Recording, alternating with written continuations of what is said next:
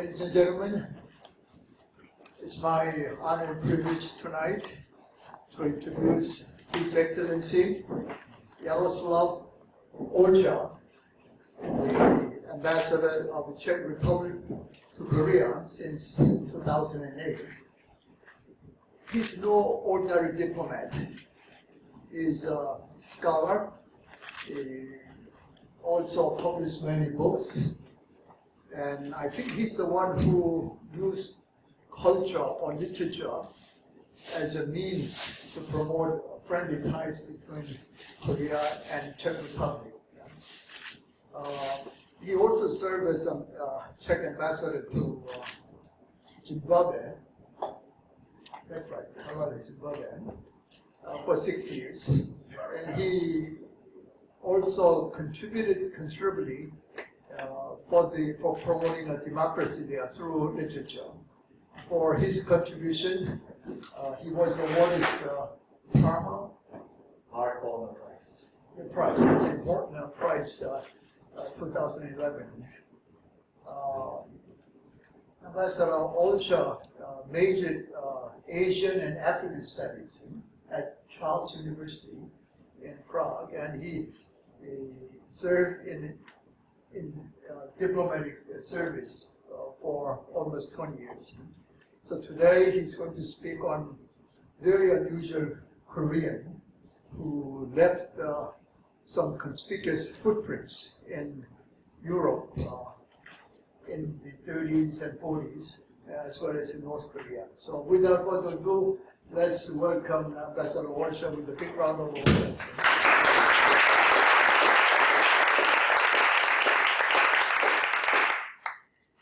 Thank you very much, ladies and gentlemen. I will speak about this man whose name is Han Hŭng-su. As you see, the photograph on the right-hand side is not very good. This is one of the two photographs we know. The photograph is fairly small. It's made on the highest mountain of the Czech Republic named Sněžka, probably in 1947. And the person who gave the photograph probably 11, 12 years ago to somebody else didn't want to see who is next to him and cut it out.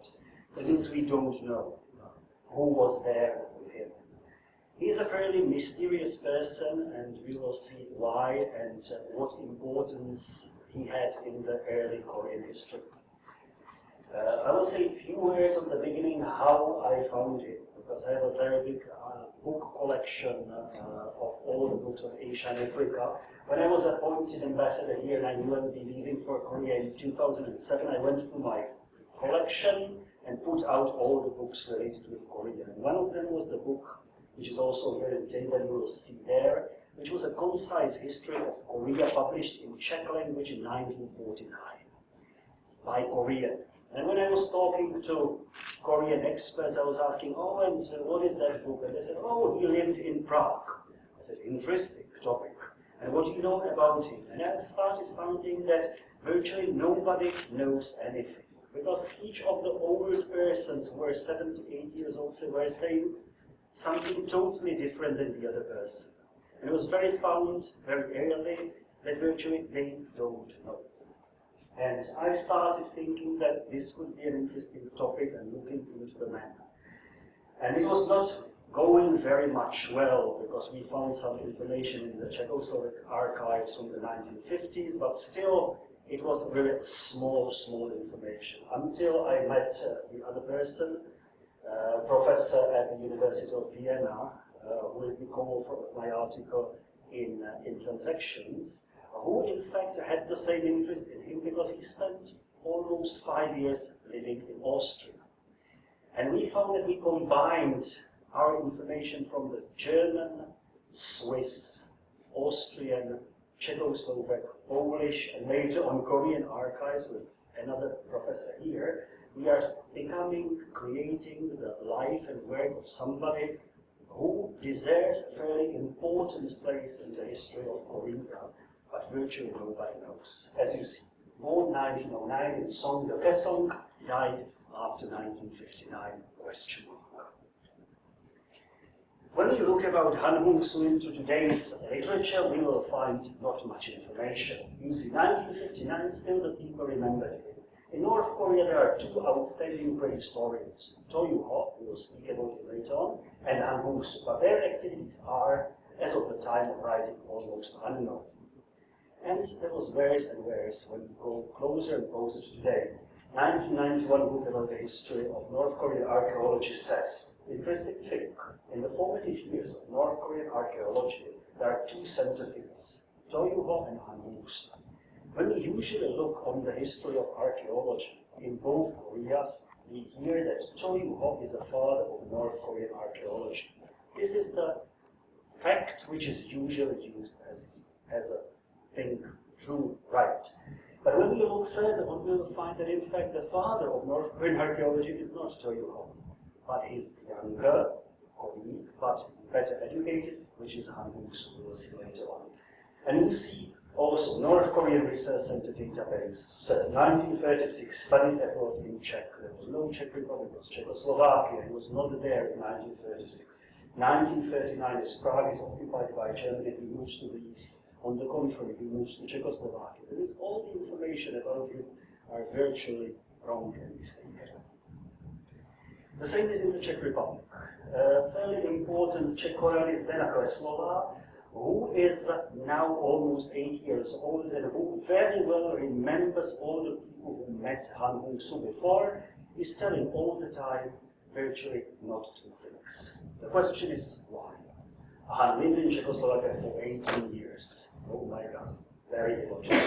Or here, wrongly stated Han's date of birth, wrongly assumes that Han and other Koreans, Harold's son, lived in Czechoslovakia since the late 1930s.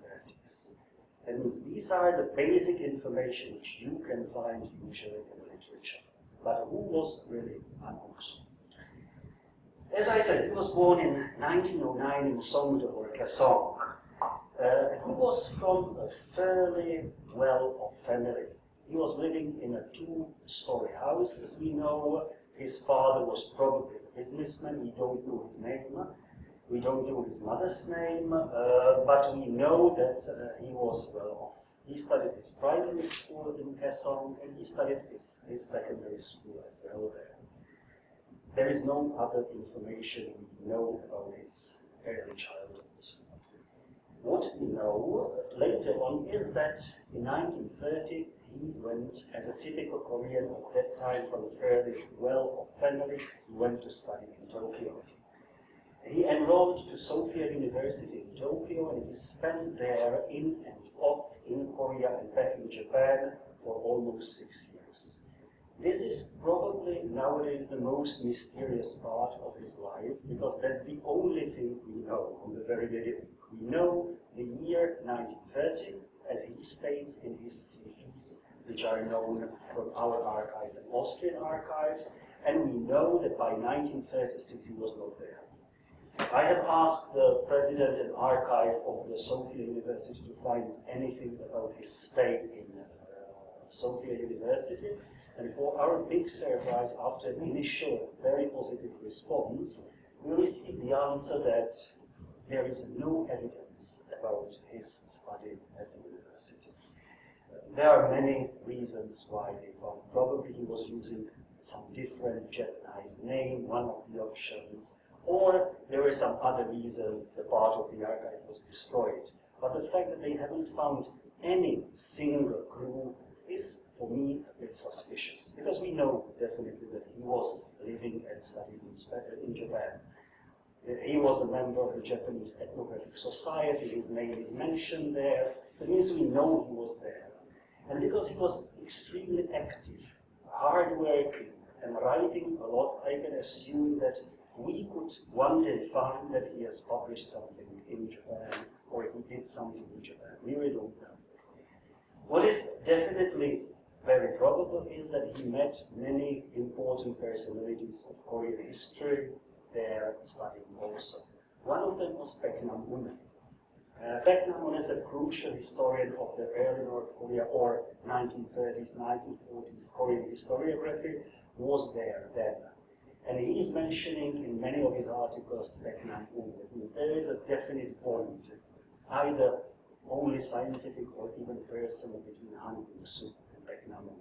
And once the confirmation of that is virtually unknown. What we know for the first is that while he was coming back to Korea, he started archaeological research. In 1933, he published his very first article in left-wing magazine People, which was followed by 2 more articles and another article in the most important scientific magazine of that time, Hakpo. When you look on the list of the publication, you see a person who really writes serious scientific works. He is in that moment one of the very first Koreans writing very long, very thorough articles on ethnography, archaeology, and history. Once more, we can imagine that there might be even more such articles, but this shows his importance, I think, fairly well. But as once I say, we don't know much about his travels between Japan and Korea. What we know is that in March 1936, Kaesong office issued him a new passport, and he left Korea. He left for Austria. In Austria, he spent virtually 8-9 years. It depends on how we count it, because he was traveling across the whole parts of Central Europe. In more than 12 years he spent in Europe. We once more don't know, and we can only guess why he went to Austria, but there could be many reasons. One of them was that there was already one important historian and archaeologist there. It was already mentioned, Toyuho. Toyuho was already then for 1 year at the University of Vienna. Also, there were important experts in archaeology and prehistory working at the University of Vienna, and as he was already a fairly known person, he probably knew where he was going to go. We have plenty of various small information about his life from various documents at the University of Vienna. What is also important is to mention specifically that when we speak about the nationality, it's written Korean, although, of course, citizenship was made as Japanese. And we have plenty of people, plenty of information, and also information about what were his school results. As you see, his school results were excellent, except rising with the part which is devoted to prehistory, where he had not so good results, which is interesting because this was his topic.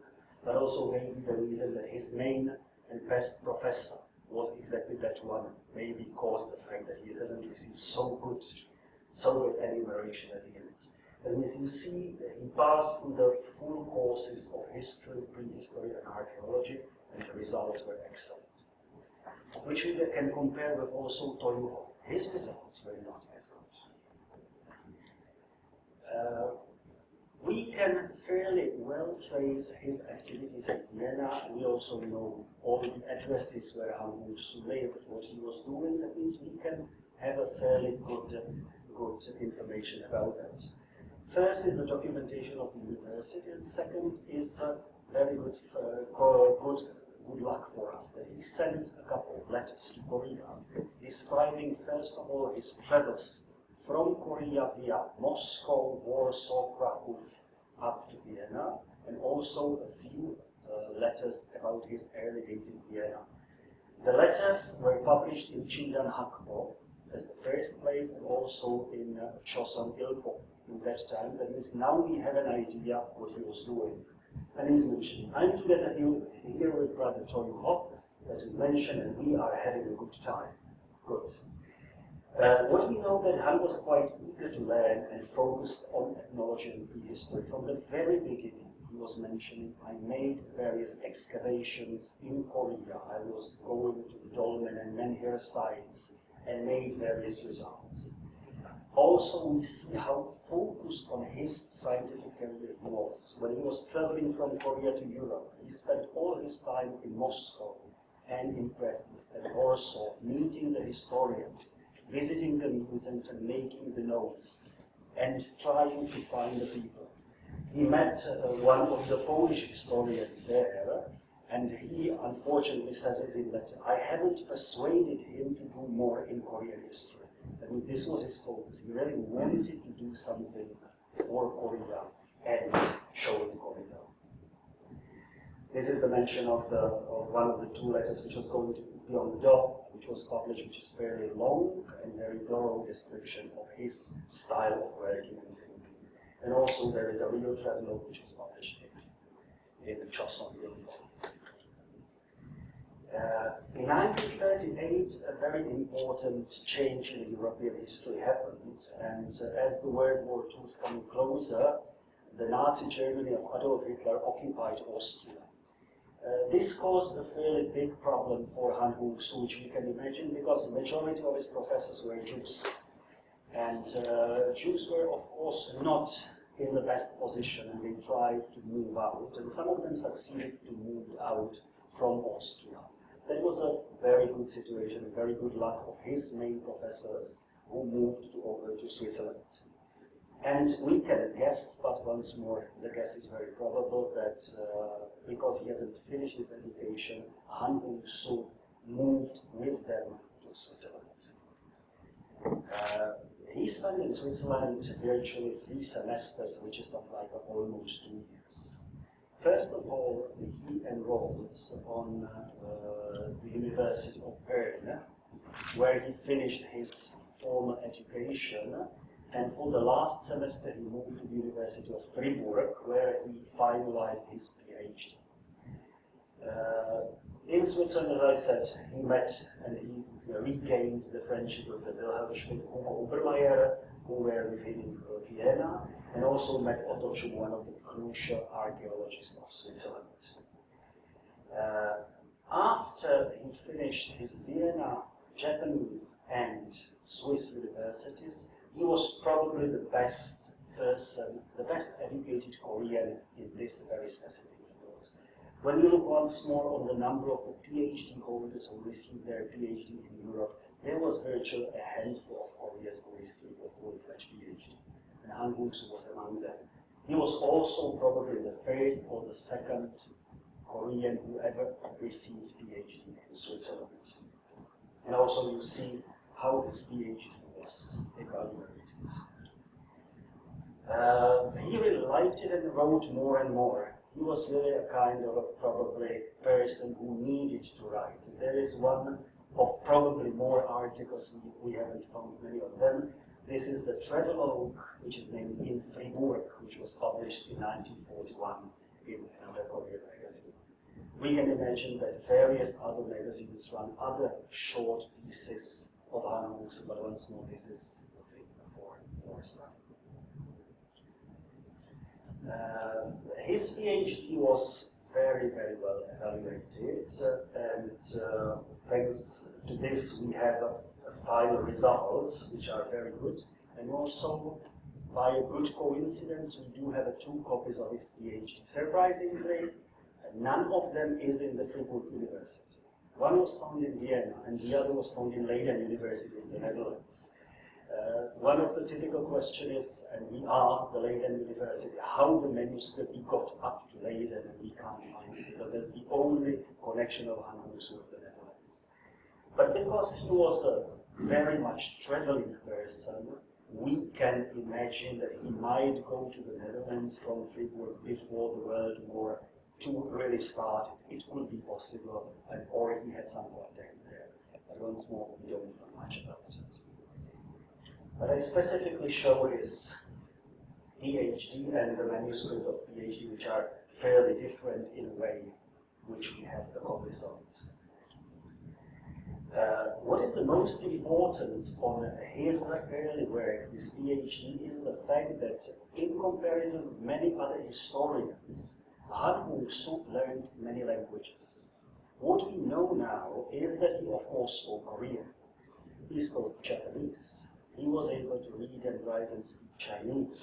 He learned German, French, English, and Czech, which is a fairly big surprise for the Korean of the 1930s and 40s. One of the signs of his ability to use both the Eastern and Western historical sources is his PhD. When you see, this is a very introductory chapter, which is also published in Transactions, which tries to summarize the whole history of study of megaliths in Korea. What is more important is that we look on the bibliography. We have a Korean text in Chinese, we have all the European texts. When we go further on, we see all the classical texts by Europeans and Americans from Joseon, Underwood, Hilbert, Bishop. When we go further on, we see more. We have a Japanese text on Korean prehistory, we have a French text on Korean prehistory, and at the end we have also a German text. His ability to study was probably enormous, and it was extremely untypical for that period. Once more, when we look, for example, to Baek Nam-un, who wrote those important books in the 1930s, he was rarely using many Western materials. He was probably the only person, Han Hŭng-su, who really did that in those years. We have many question marks about Switzerland. Imagine the situation. It was the early 1940s. The World War II was going on. It was very visible that the situation in Europe is getting more and more complicated. Switzerland was that island where you can easily survive. But Han Hŭng-su left Switzerland immediately after he finished his PhD, although, as he mentioned, he was working as an assistant of one of his professors. It is very questionable why he did that, because that was the best place. He was a PhD student, he had the best marks, he had everything. There are some question marks which are coming back from the archives of the late 1940s of Czechoslovakia, where another person is mentioning about Han Hŭng-su that he was in a close relations with the Swiss communists, and because of his relationship with the Communist Party of Switzerland, he was expelled from Switzerland. We can imagine that could be true because from the very beginning, Han Hŭng-su was a typical left-wing Korean intellectual, and his relation to the left was more and more visible in his later years. We know that he left for Berlin, where probably he met many other people from the Korean side. He probably met Imi Rock, the famous Korean writer who published in German. We know it because Imi Rock was later on, when Han Hŭng-su was in Czechoslovakia, published in Czech, which might be the link which we miss. And he also went to Stettin, nowadays Stettin in Poland. In fact, at the end, after going to Berlin and looking around, Han Hŭng-su came to an idea that it's really time to go back to Korea. And when you look on all the Koreans who were in Europe in the late 1930s, significant majority of them left back to Korea when the war erupted. It was the case of To Yoo-ho, his colleague, who came to Seoul and later on he lived in the North Korea. It was the case of famous painter Bae In-sung. It was the case of majority of the Koreans who haven't had a very deep roots in the society. He bought a ticket, he packed 28 crates of his books and belongings and sent it via Stettin towards Moscow to go via Trans-Siberian Railway. He had only one small problem. He bought a ticket which was valid 2 days after the Nazi Germany attacked the Soviet Union. That means he couldn't get out.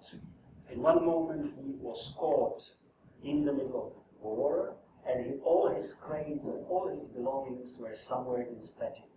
In that moment, Stettin was already the part of Nazi Germany, and he received the information that police wants to search it.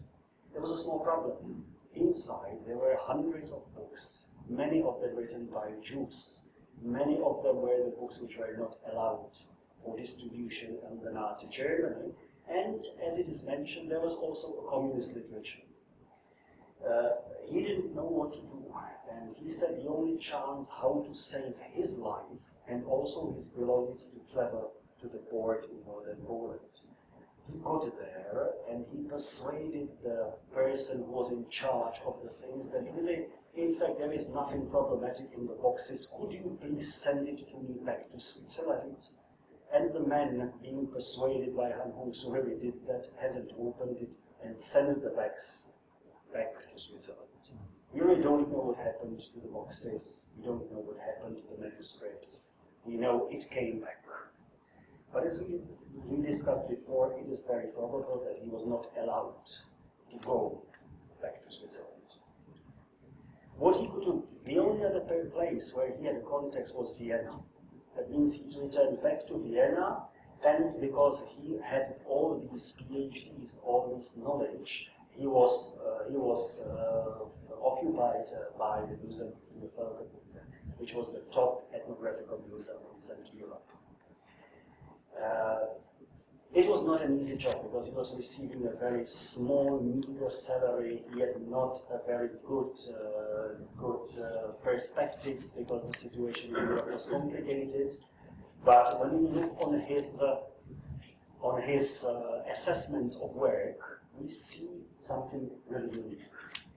He is a real expert in East Asian languages and scripts. He is an extraordinarily efficient, both museum-wise and scientifically. A model in terms of discipline.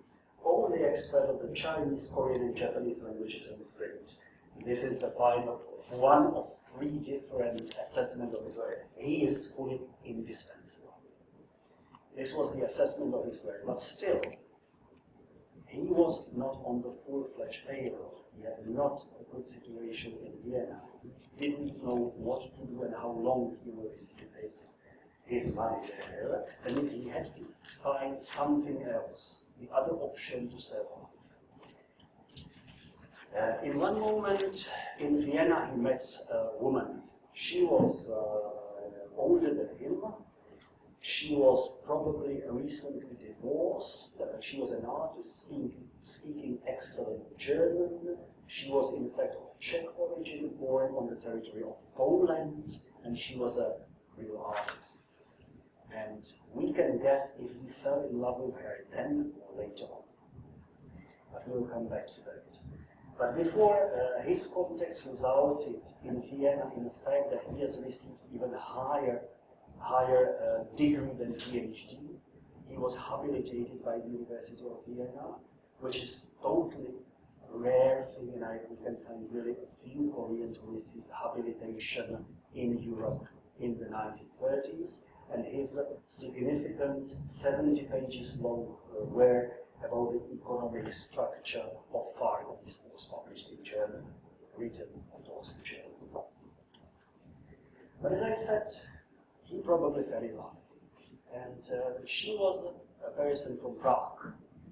As I said, born in Poland, living in Prague, working in Vienna, having divorced from a German husband, artist. And he found that there is a fairly good group of experts in Far East languages and culture in Prague, and he came to Prague in 1942. What he was doing there, he taught languages, and once more, he was teaching Japanese and Chinese, and he was allowed to teach Korean in a moment when still Korea was subjugated to Japan. In a country which was an ally of Japan and Germany, and he was still allowed to teach Korean. The very, very unique thing which happened. Other thing that he was starting cataloging all East Asian collections by various museums in Prague, because they had never had such a great expert with the knowledge of art archaeology. And he was working on a group of exhibitions. The biggest one was the exhibition of Japanese art and art industry, which was opened by a consul general in Japan in Prague in 1942. And it was heralded by the occupying authorities as a great chance to show a very great Japanese ally culture in Central Europe.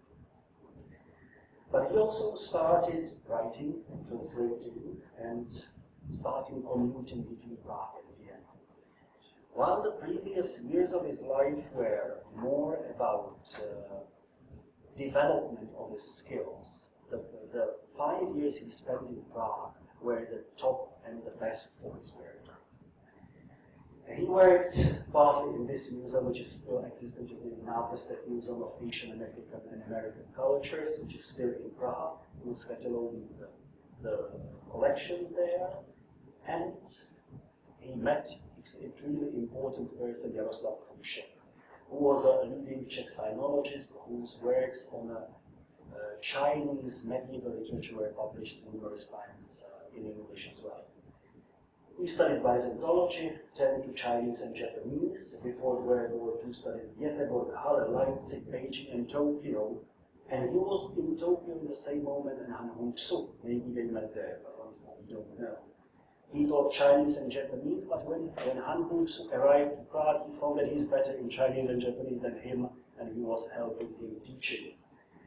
1945, after the independence of Czechoslovakia and Nazi Germany was defeated in the World War, he became the leading force behind the whole Czech Oriental Studies, established the Department of Far Eastern Studies at the university, and he was the director of the Orient Institute, a big institution in charge of Asia and Africa.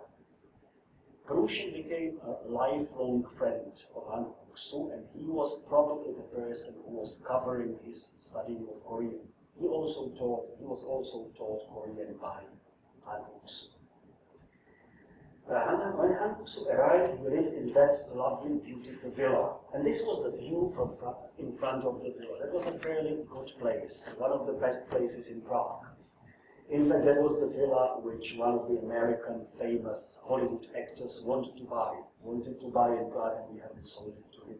Because it's a historical monument really in the heart of Prague. This was the place where he was probably sitting, writing his first books. And he was living there with Huberta Algervis, that was the lady he met in Vienna, and he fell in love with her. As you see, this is the document from the early 1940s, and the photo shows that she was a fairly pretty lady. When we speak about her, she is definitely at least 25% of Han Hŭng-su's success. She was his proofreader, she was helping him in writing German and changing the text, and he was also promoting his work and translating it into Czech language later on. And she also had so many contacts in Prague, both in the times of the Nazi occupation, because as I said, her former husband was German medical doctor, and also after the independence of Czechoslovakia, because she was well known by everybody in the society. Thanks to her, we have also hundreds of pages of Han Hŭng-su manuscripts. These are two samples of a very typical manuscripts which were kept accidentally until very recently. As you see, the manuscripts are really many typo scripts with many handwritten notes, definitely by Huberta Algervis. Thanks to these manuscripts, we have an idea of the scope of his work, because we found that only 1/3 of his real work was very published. Maybe mentioning a few words about the manuscripts. The manuscripts were kept by the friend Huberta for all her life, and she died at the age of 92 in the 1990s. And before she died, she gave the pile of the papers, there was nothing else than the pile of papers, to leading Czech Koreanists, who kept it in the box. And when I started talking about Han Hŭng-su, that we want something, she said, "Oh, I have that pile of papers. If you want, you can look on it." And I spent some 2 weeks trying to put together the pages, loose lying pages, and what I found was that it was really a treasure trove of almost 1,000 pages of full books, translations, virtually unknown text, originally from the 1930s, 1940s. As I said, he was fairly active during the Nazi occupation. He was so active that even the people who had no idea heard about something going on in this villa. And this famous Czech writer mentions the villa as a Manchurian consulate. It's funny why, because he knew that it's not Japanese, he knew it's not Chinese, and he had no idea about the Koreans. That means he supposed it's Manchurian. And it says that presence of a Korean in that villa was very, very visible. The situation changed surprisingly for years after Soviet forces occupied Prague and Nazi Germany collapsed and Czechoslovakia became once more independent. The problem was very easy.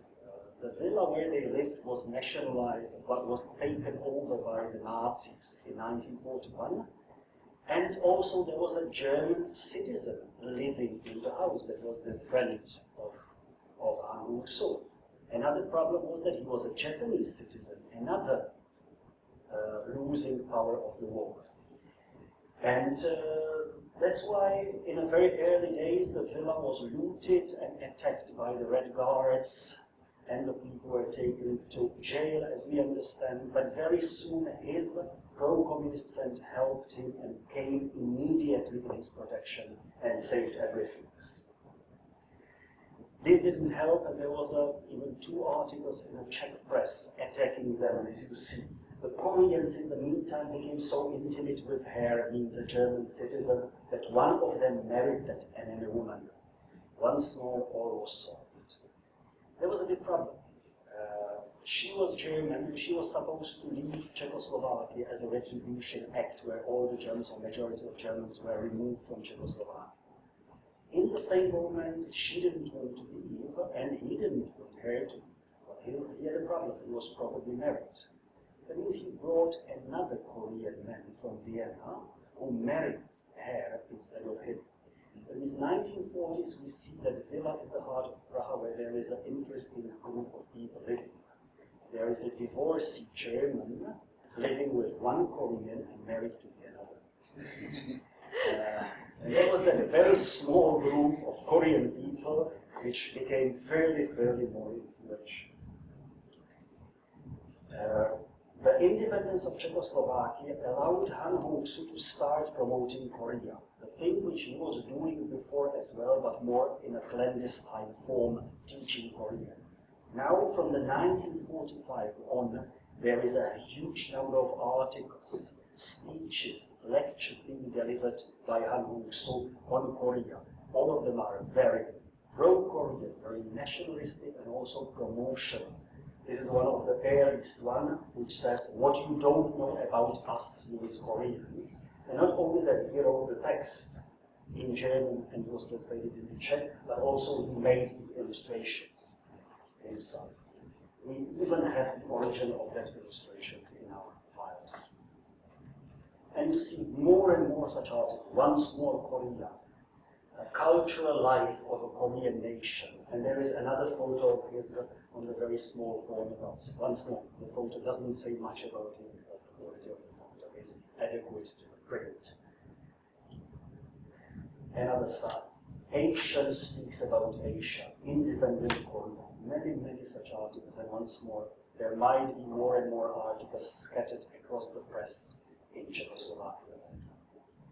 Then look, this is the list of all the texts we found in the Czechoslovakia. And he was covering all the things from highly scientific works like Homo pekinensis or Huang Herifer, the cradle of East Asian culture, up to the promotional text for average reader.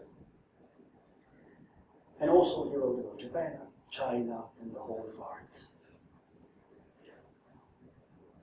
The most important part of the work comes in 1947. He was definitely working on his most important work, which was the history of Korea. This is the title page of the manuscript, which was until 2 months ago understood as lost.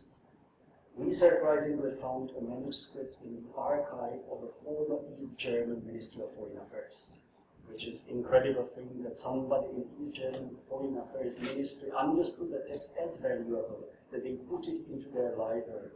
And because the copies are so destroyed, we see the people were reading the text, because it was the only German language text of Korea available in the 1940s, 1950s. It was never published in German. It was only published as a Czech edition under the title Korea Yesterday and Today. And in the second edition in 1953, which has a very brand new 27 pages covering the times of the Korean War. The book is very thorough, and you can see the whole structure and contents of the book. He really covered every single part of the book.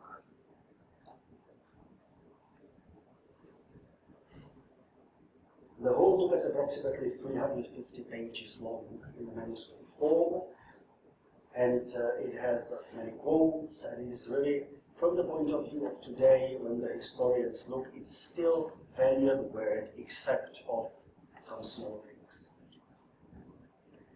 But Han Hŭng-su was not only interested in history, he wanted to promote Korean literature. In fact, in his manuscript files, we found something like 300 pages of translations of contemporary Korean literature into German. Majority of them never published. The only thing which was published is a very tiny book of fairy tales and legends from Korea, published by an obscure publishing house in Vienna, which is fairly often to be found, as I was told by my Austrian colleague, on a book market there. And this book created his interest, because he said, who is that man? And he had the same experience as I. He was asking, who is that man, Hŭng-su Han? And everybody said, we have no idea. And he started the same study. What we found in the manuscript is an anthology of contemporary modern Korean literature translated into German, which was never published. It is an incredible thing that we have really important writers from the 1930s period translated into German, up to the early writers by North Korea, from North Korea. If this was published, it would be probably the first anthology of contemporary Korean literature published ever any place in Europe or America. He was also translating dramas. There is a drama by Young. There is a novel. We can't find what is the novel because we have only page 60 to 120. We don't have the end of the novel. We don't have the beginning of the novel. But we know that's the whole novel. And we are trying to find what kind of contemporary Korean novel it is. And he also still taught Korean. And because of him, Czech Republic has the long history of Korean studies. He met a man whose name was Ulter, who became later on the first Czechoslovakian, and he learned Japanese and Korean from him. He established the basis of Korean studies, and he became the head of the first Korean chair. And he translated 3 books from Korean. All of them, all the time, with the help of some Korean who lived then in Prague. He was also the author of the very first textbook of Korean. This is the textbook published in 1949 in Czech, and this is the second updated edition from 1954. This book was also immediately afterwards translated into German and published, and was used until the 1960s as the sole textbook of Korean in communist bloc, except for the Soviet Union. And he is also, and Han Hŭng-su was also behind the translation of the very first Korean contemporary novel into any European language. It was Kim Nam-chon, Teham. It was published in 1947, when Kim Nam-chon was still not an important North Korean promoter, and it is a shortly abbreviated version, and it was really translated by both Alois Ulter into Czech and Han Hŭng-su, and they were doing it via German, which was their common language. This is the first edition, and this is the second edition from the early 1950s. And he also pushed more. There is a selection of Korean fairy tales which were translated from German and Japanese by somebody else. Once more, the man behind pushing the publication of the book was Han Hŭng-su. He was promoting Korean literature in Czechoslovak radio. There is a script from the Czechoslovak radio of a fairy tale which was used in the 1940s. This is a drama which was used for the schools. His influence was incredible. And another person who taught is still alive, and he is, as I see here, a life member of Royal Athletic Society. In fact, he is the person, the only one of 2 last persons who met Han Hŭng-su in Czech Republic. In fact, he doesn't want to speak about him, and I think that he doesn't remember much.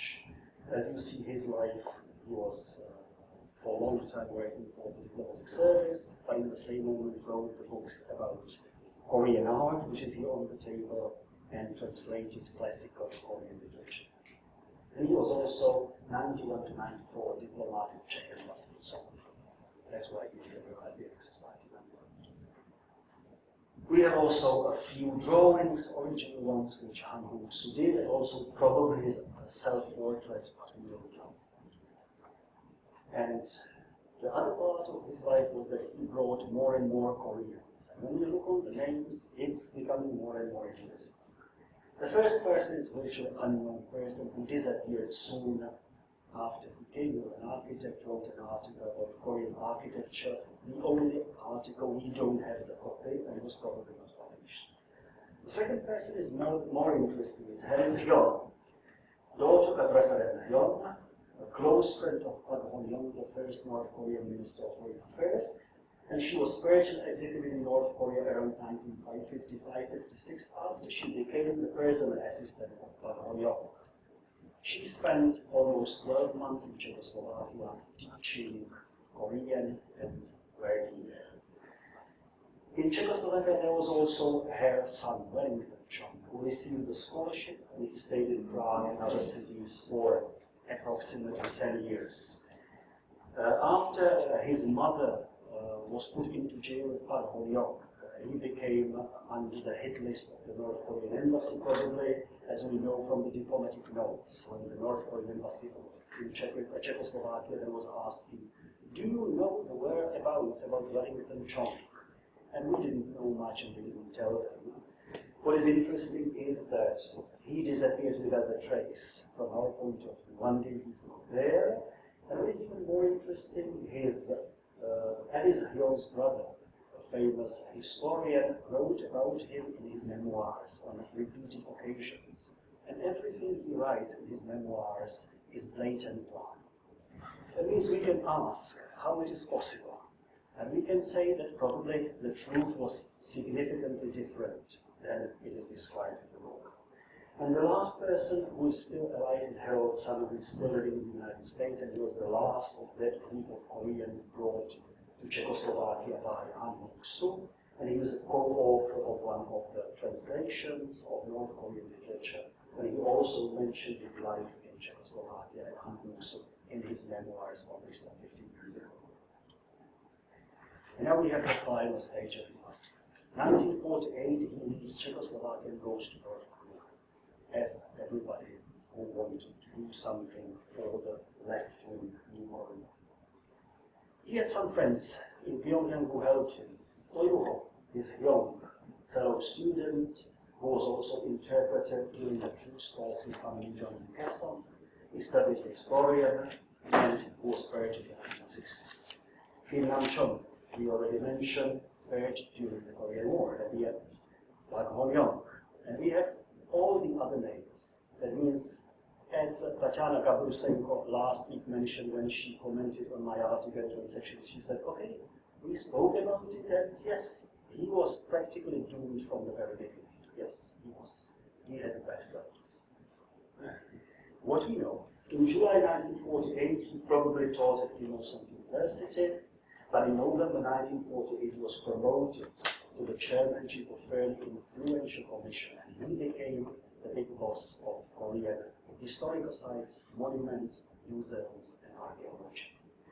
Until the Korean War, as Korean historian Lee Ki-song knows, he was the person who presented guidelines, not Tolkien. But he was also promoting Czechoslovakia, his second life. In 1949, he published an important communist book in North Korean edition. It's the book of a very curious author who was a communist journalist and who was killed in a Nazi German jail because of his cooperation with the communists. This is more about his book. What is interesting is that it was published in virtually every significant language in the world, supported by the Czechoslovak communist government until 1980s. In the case of North Korea, that was not the case. It was really only published by the North Korean authorities. And because it was the heroic story of a man who died in a jail, it was very much similar to those books which were published. What is more interesting is the connotation with South Korea. We have two different South Korean editions of that quintessential Czechoslovak communist book. The second edition published last year.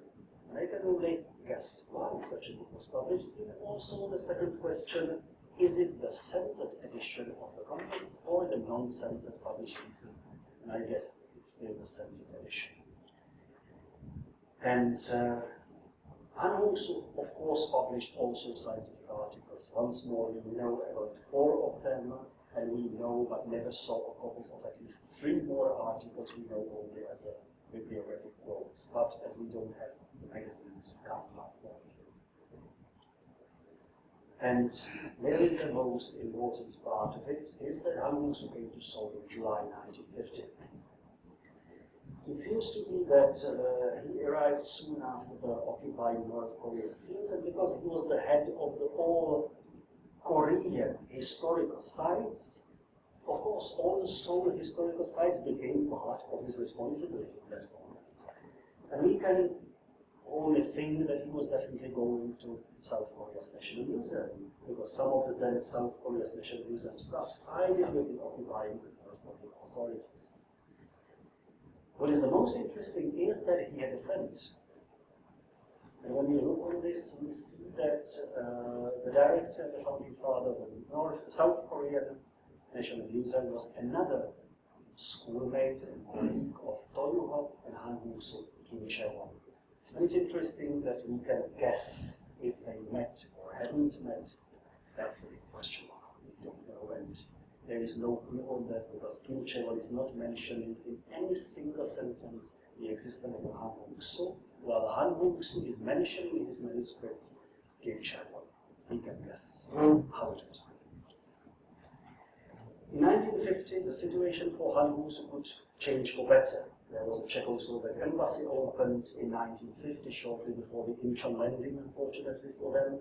This is one of the first and last photos of the Czechoslovak embassy in Pyongyang because it was evacuated, because before it was evacuated to the North Korean mountains on the Chinese border.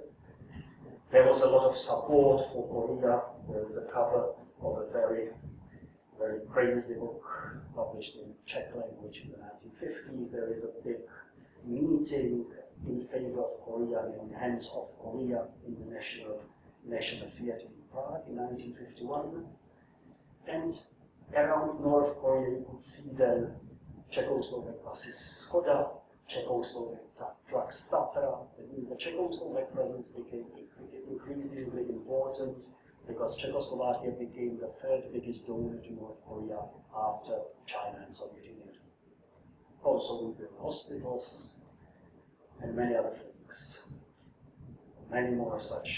The orphans, North Korean orphans and students lived in Czechoslovakia. The situation could be for Han Hŭng-su the best possible. Support of the North Korean cinema. There is even a famous North Korean actress and dancer taking part in one of the biggest film productions in Czechoslovak socialism. Cinematography in 1952. There was an open door when he could use that Czechoslovak connection. And also from 1953 we had soldiers and diplomats in Hangzhou. But he couldn't use them much. We don't know much about his late life. We know that probably he was in Beijing after the Americans attacked and everybody evacuated from Pyongyang. We know that he met one Czech in May 51. He published an article we don't know about because Miuju Chosov is not available in South Korea. He wrote 27 pages of his book. In May he met a Hungarian journalist, Tibor Meray, who is still alive, and in early 52 he led Austrian communists. That's all we know. We know that after 1952 he disappears. We don't know where, we don't know how, we don't know what happened to him. And as one of the early Czechoslovak diplomats in Pyongyang stated in a letter to me, everybody knew that he disappeared, and it was not very wise to ask about his whereabouts. That I haven't asked. Okay, and very frankly, even his closest friends were starting to forget him. This is the introduction to the textbook of Korean, 1949 edition. Material which is in this book, I collected for a couple of years in cooperation with Han Hŭng-su at Kim Il-sung University, Ellis Hyon, etc., etc. The second edition, 5 years later, says, the material which is in this book I have collected in occasional meetings with some Koreans who lived in Praha for a short time. Okay. That says very clearly the fact that the communist Czechoslovakia was very civil. They had to forget about them, which says that all of them knew what happened to them. Unfortunately, they never shared that information, what happened to them and did to them. And because of Han Hŭng-su, Prague University, Charles University became the second university in Europe with the MA program in Korean studies after St. Petersburg in 1950. London came 8 years later, Paris came 5 years later. And because of that, there was a whole first generation of people who learned and worked in favor of Korea. As you see, there was plenty of various books published in the early 50s, and all these people were usually the students of Han Hŭng-su. Without Han Hŭng-su, there would not be a Korean studies in our country. Thank you very much.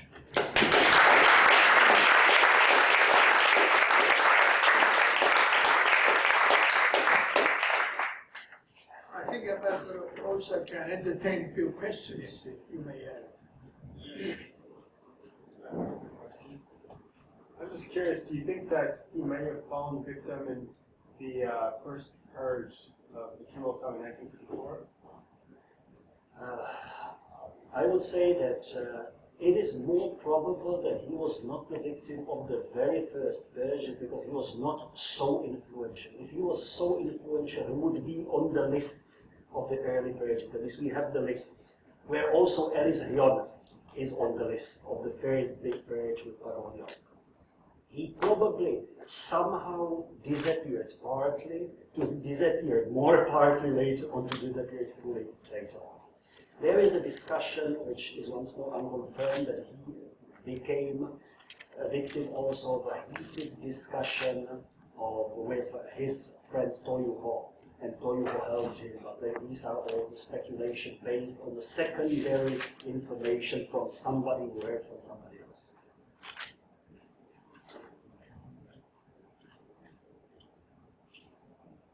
Okay, so question anyway, thank you.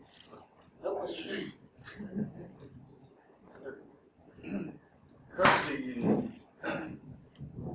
Currently in Prague, in either Charles University or the University of Prague,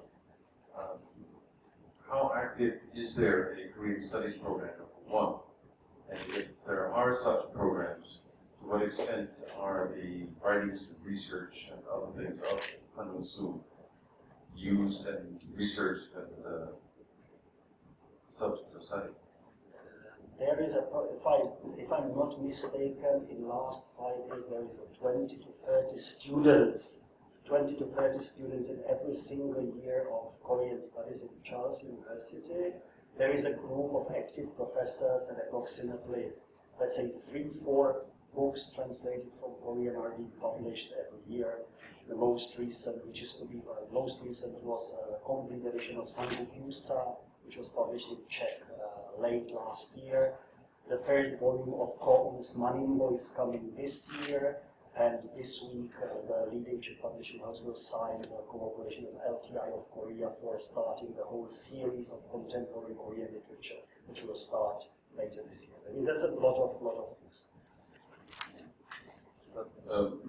More specifically, there's so much about Han Hŭng-su in respect of archaeology and that. And are there archives or anything in Prague at all? We took everything which we could find in the archives. And as I said, Han Hŭng-su was in a way in the 1950s, 60s, 70s forgotten by purpose. And now he's virtually unknown. This article in Transactions and this presentation is the first such a presentation of his life in a concise way. That means now he is becoming a part of Czech Korean life. You say something a bit more about the English translation of his dissertation. And that was mentioned by somebody in America or something. Yes. There is a English, very rough English translation of his dissertation, which is signed 1940, which was found. I think that was the one it found in Leiden Library, but I'm not now sure perfectly. Or no, in Vienna University. And it is quoted by another Royal Athletic Society Life member, James Hoyt, who wrote an article in American Anthropologist only about this Han Hŭng-su article. It's like a totally illogical thing that somebody who doesn't exist has one specific article devoted to his PhD in American Anthropologist. And the questions are, James Hoyt is mentioning that he is using Han Hŭng-su's Korean language article, but it seems to be he was using the English language translation. But we don't know who did the English language translation. We assume that because of the quality of language, it might be Han Hŭng-su himself, that he might publish it, he wanted to publish it in Switzerland, but because he left, he couldn't publish it. But we have no idea. It doesn't fit into the whole other manuscripts of his. Nothing else in English. Your Excellency, thank you for your presentation. Do we have any evidence that Han Hŭng-su was acquainted with E. Lieder, the other famous Korean who lived in German and wrote in Germany, introducing Korean stories in German? With a very limited number of Koreans living, especially in the late 1930s in Europe, and we know that he was in contact with many of them and that he was traveling around. He was in Berlin. It's very illogical that he would never meet in Europe. On the contrary, we have an indirect confirmation that they knew each other by the fact that when Han Hŭng-su arrived to Prague, the same magazine which published his first article also published 2 years before a translation of part of E. Smith into Czech. Once more, he had to brought it probably to Prague to attention of the publisher. Okay.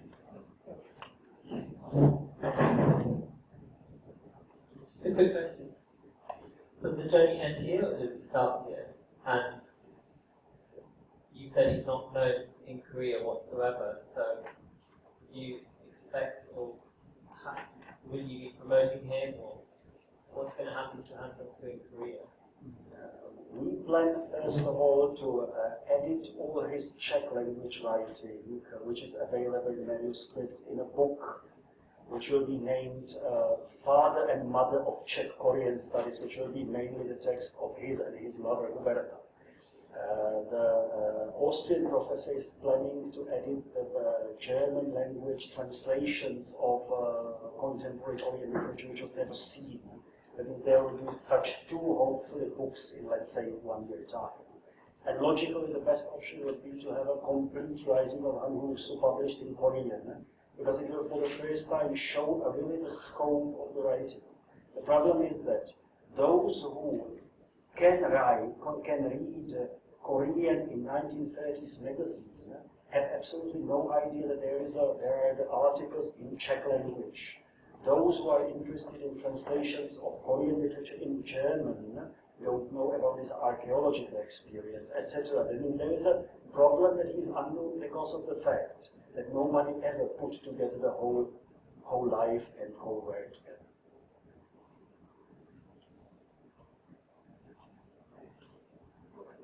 Let's give a big Thank you very much.